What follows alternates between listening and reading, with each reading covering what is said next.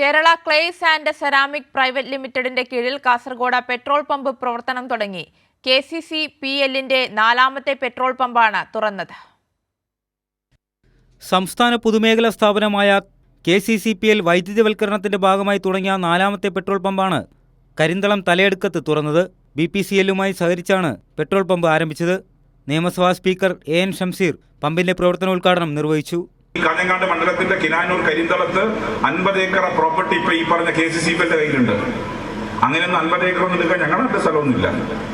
അപ്പോ ഭൂമി ഉള്ളിടത്ത് വ്യവസായം കൊണ്ടുവരാൻ ഇന്റേൺഷിപ്പ് ഉൾപ്പെടെ നടപ്പിലാക്കി. ഇപ്പൊ വ്യവസായിക വകുപ്പ് മന്ത്രി ഇന്റേൺഷിപ്പ് നടപ്പിലാക്കി ഓരോ പഞ്ചായത്തിലും.